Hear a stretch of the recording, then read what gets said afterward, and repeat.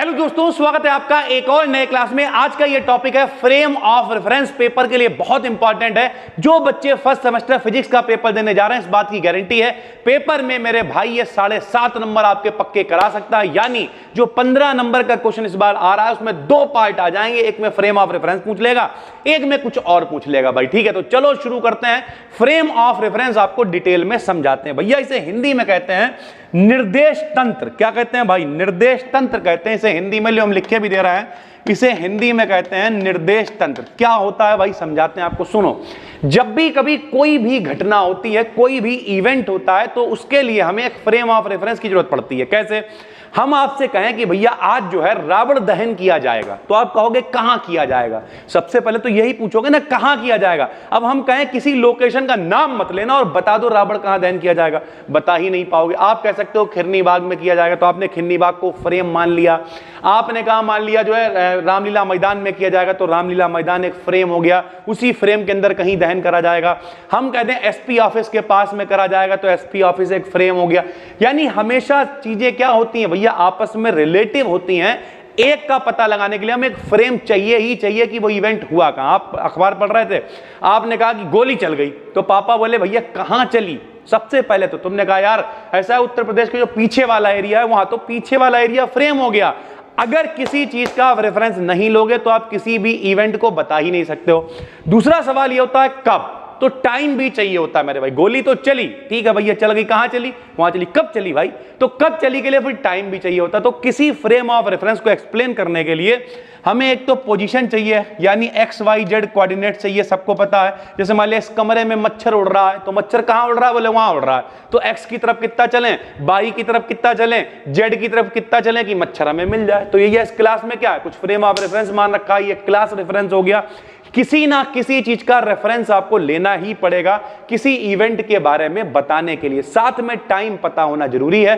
तो हम लोग क्या कर देते हैं, किसी फ्रेम ऑफ रेफरेंस को एक्सप्लेन करने के लिए पोजीशन तो चाहिए ही, साथ में हमें टाइम टी भी चाहिए। तो इस तरीके से हम लोग फ्रेम ऑफ रेफरेंस को एक्सप्लेन करते हैं भाई। ठीक है, तो हमने क्या लिखा जरा देखो। यदि हम किसी बॉडी के मोशन को कैलकुलेट करें, अगर कोई बॉडी मोशन में है, मूव कर रही है और उसे हमें कैलकुलेट करना है, तब हमें एक रेफरेंस की आवश्यकता पड़ेगी। होगी रेफरेंस मेरे भाई, किसकी तुलना में नाप रहे हो? कहीं से तो मेरे भाई तुलना करोगे ना। तो अतः बेस्ट सिस्टम जिसके रेफरेंस में हम किसी बॉडी के मोशन को कोऑर्डिनेट कर सकते हैं, कोई भी वो सिस्टम जिससे हम किसी बॉडी को कनेक्ट करके उसके बारे में पता कर सकें, उसे क्या कहते हैं? उसे उस बॉडी का फ्रेम ऑफ रेफरेंस कहते हैं। जैसे हम लोगों को 9th क्लास से पढ़ाया जाता है, तो एग्जाम्पल भी हम वही देंगे। ये क्या है? एक्स है। ये क्या है? वाई है। ये क्या है? जेड है। मान लिया ये 3D एक्सिस है। जेड ऐसा नहीं होता, ऐसा होता है। ठीक है, अरे सरल भाषा में ये लंबाई चौड़ाई ऊंचाई है। ठीक है, अब मान लिया एक मच्छर यहां पे उड़ रहा है, तो मान लिया एक्स की तरफ वो कितना चल रहा है? एक्स। वाई की तरफ कितना चल रहा है? वाई। और जेड की तरफ कितना है? जेड है। एक्स की तरफ एक्स चलो, वाई की तरफ वाई चलो, जेड की तरफ जेड चलो, आपको मच्छर मिल जाएगा, पकड़ के ले आना, हमें दे देना, बात खत्म है। यानी क्या है, ये एक जो आप बचपन से फॉर्म पढ़ते हुए आ रहे हो, एक्स वाई जेड एक्सिस, मान लिया ये भी एक फ्रेम ऑफ रेफरेंस ही है भाई। ठीक है, तो हमने लिख दिया फ्रेम ऑफ रेफरेंस को किसी सॉलिड बॉडी से जुड़ा हुआ मान सकते हैं तथा उसका रेफरेंस लेकर अन्य बॉडीज की पोजीशन को पता कर सकते हैं। कोई एक सॉलिड बॉडी पकड़ ली कि भैया एसपी ऑफिस तो वही है, सॉलिड है। अब उससे हम लोगों ने पोजीशन निकाल ली कि भैया ये यहां है, ये यहां है, ये यहां है। सोचो हमने कह दिया एसपी ऑफिस के पास गोली चली, और एसपी ऑफिस भैया चलने वाला, थोड़े दिन के बाद वहां पहुंच गया। लोग कह रहे हैं यहां तो कहीं नहीं चली। तो सॉलिड बॉडी को मानना पड़ेगा और उससे रिलेटेड हमें चीजें निकालनी पड़ेंगी भाई। ठीक है, जैसे फिगर में एक फ्रेम ऑफ रेफरेंस अभी हमने आपको ऊपर दिखाया, एक्स वाई जेड दिखाया गया है। इसमें जो ओरिजिन ओ होगा, यहां पे मेरे भाई इसमें दिखाया नहीं है, चित्र में सही कर दे रहे हैं। ये जो ओरिजिन ओ होगा ये वाला, ये क्या होगा? यहां पे सब कुछ जीरो होगा, सारे कोऑर्डिनेट क्या होंगे? यहां पे 0 0 0 0 हो जाएंगे मेरे भाई। ठीक है, तो इस तरीके से चीजें चलेंगी। यहां पर सब कुछ जीरो होगा। माना किसी समय टी पर किसी पार्टिकल की पोजीशन कितनी है? पी है। ये देखो किसी पार्टिकल की पोजीशन कितनी है? पी है। तो ये जो यहां से यहां तक का ये है, इसे क्या कहेंगे? पोजीशन वेक्टर कह देंगे। और पोजीशन वेक्टर को कैसे लिखते हैं? वेक्टर की फॉर्म में लिखेंगे। तो एक्स की तरफ आई मानते हैं, वाई की तरफ जे मानते हैं, जेड की तरफ के मानते हैं। तो ले भैया ऐसे ही तो लिखोगे मेरे भाई। ये देखो पोजीशन वेक्टर को कहां से लिख दिया? आर वेक्टर से लिख दिया। सरल भाषा में कहें बिंदु पी तक का डिस्प्लेसमेंट या दूरी है भाई। ठीक है, आई एक्स के संग में क्या लिख देंगे? आई वेक्टर। तो एक्स आई वेक्टर प्लस वाई जे वेक्टर प्लस जेड के वेक्टर हो जाएगा। ये क्या हो जाएगा? Position vector. वो पोजीशन है जिसे हम इस फ्रेम ऑफ रेफरेंस की सहायता से नाप रहे हैं भाई। ठीक है, किसी पार्टिकल के मोशंस के बारे में हम इसकी पोजीशंस कई टाइम इंटरवल्स पर पता लगाना चाहिए। चाहिए, तब यदि पोजीशन वेक्टर आर वेक्टर को टी का फंक्शन माने। हमने क्या कहा, पोजीशन तो इंपॉर्टेंट है ही, लेकिन टाइम भी इंपॉर्टेंट है भाई, कहां हुआ और कब हुआ। तो भैया इसका मतलब जो भी फ्रेम ऑफ रेफरेंस हम मान रहे हैं, जो भी हम लोग इवेंट की बात कर रहे हैं, उसकी जो पोजीशन है उसके साथ साथ में टाइम भी इंपॉर्टेंट है।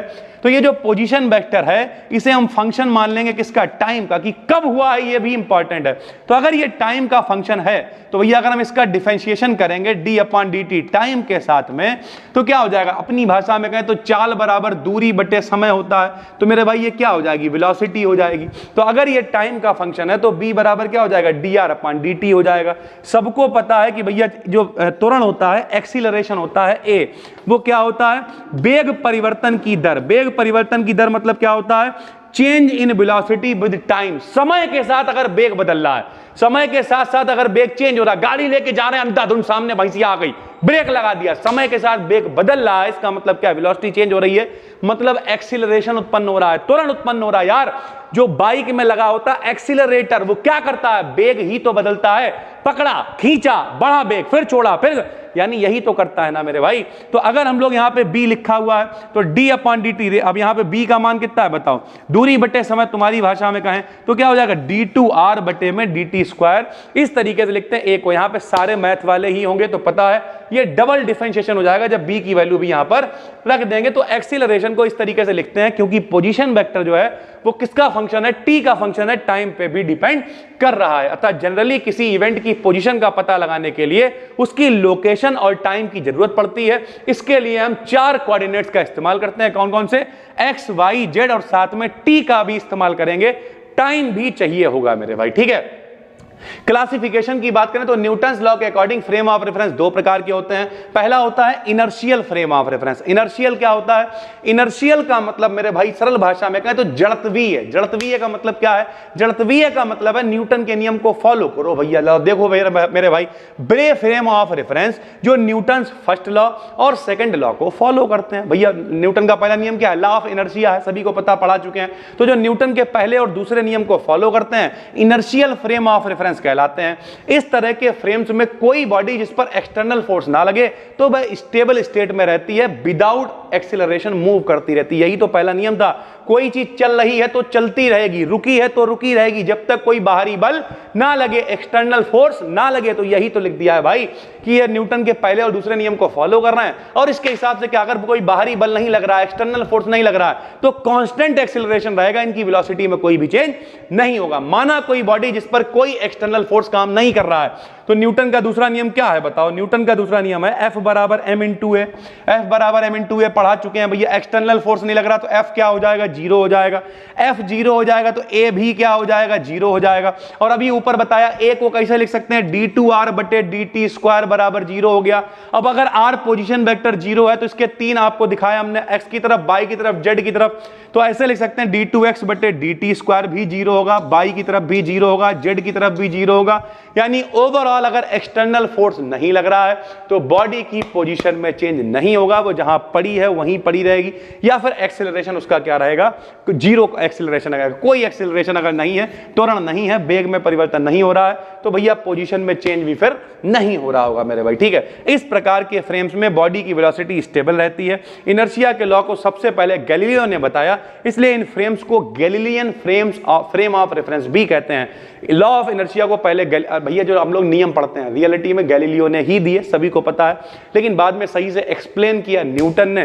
तो इसलिए इन फ्रेम्स को भैया गैलीलियन फ्रेम ऑफ रेफरेंस भी कहते हैं। नॉन इनर्शियल की बात करें तो उल्टा हो जाएगा, जो न्यूटन के पहले और दूसरे नियम को फॉलो नहीं करते non inertial frame of reference कहलाते हैं। जैसे पृथ्वी है, सूरज है, ये सारे के सारे non inertial frame of reference माने गए हैं। ऐसे कई बार पूछ लेता है 2 नंबर में कि भैया जो पृथ्वी है, अर्थ है, वो इनर्शियल है या नॉन इनर्शियल है, तो इन सभी को non inertial frame of reference माना गया है। कुछ लोग कहेंगे सर जी जो पृथ्वी है वो तो लगातार कांस्टेंट वेलोसिटी से चक्कर लगा रही है, ठीक है, उसकी तो वेग नहीं चेंज हो रहा है। ये एक बहुत बड़ा टॉपिक है, कभी दोबारा इसके ऊपर चर्चा करेंगे। फिलहाल फ्रेम ऑफ रेफरेंस की हम लोग बातचीत कर रहे थे, तो जो पृथ्वी है, सूर्य, इन सबको non inertial frame of reference माना गया है मेरे भाई, नॉन इनर्शियल फ्रेम्स माना गया भाई, ठीक है। तो इस तरीके से फ्रेम ऑफ रेफरेंस होते हैं। फ्रेम ऑफ रेफरेंस क्या होते हैं, सरल भाषा में कहें तो भैया किसी भी इवेंट का पता लगाने बनाने के लिए, उसके बारे में जानकारी इकट्ठी करने के लिए हमें एक फ्रेम की जरूरत पड़ती है। उस फ्रेम को ही हम लोग फ्रेम ऑफ रेफरेंस, एक रेफरेंस की जरूरत पड़ती है, और जिस फ्रेम का हम लोग इस्तेमाल करते हैं उसे हम लोग फ्रेम ऑफ रेफरेंस कह देते हैं। दो तरीके के होते हैं, इनर्शियल, नॉन इनर्शियल। जो न्यूटन के नियम को फॉलो करेंगे इनर्शियल है, नहीं करेंगे नॉन इनर्शियल है। उम्मीद करते हैं समझ में आ गया होगा। पहली बार देख रहे हो तो चैनल को करो फटाफट से सब्सक्राइब। डिस्क्रिप्शन में एक प्लेलिस्ट पड़ी हुई है जिसमें बेहतरीन मेरे भाई सारे इंपॉर्टेंट टॉपिक्स, आप पेपर उठा के देखना, ये सारे के सारे इंपॉर्टेंट टॉपिक्स और बार बार पेपर में आ रहे हैं भाई, ठीक है। तो सितंबर भर में ही बहुत सारा कंटेंट आपको देने की कोशिश है। कोशिश तो ये भी रहेगी कि जो 20-25 हमने टॉपिक बताए ये खत्म ही कर दें हम। तो फिलहाल लगातार आप देखते रहो। बाकी टेलीग्राम जो अपना ओरिजिनल चैनल है BDKDN BSc, इस पे 57,000 के करीब फॉलोअर्स हैं, उसे जाके फॉलो कर लो। ये PDF नोट्स इसके भी वैसे ही दे देंगे जैसे केमिस्ट्री के दिए थे। और जो लोग इस चैनल पे अभी नए हो भाई, ठीक है, जिन्होंने नहीं पता है तो भाई पूरी केमिस्ट्री स्ट्रक्चर्ड हमने पढ़ा दी है। अपना जो मेन चैनल है BDKDN, लगभग 4.5 लाख के करीब उस पर भी सब्सक्राइबर्स होने वाले हैं, तो जाके उसे भी फॉलो कर लो। फिर मिलते हैं, तब तक के लिए धन्यवाद, थैंक यू।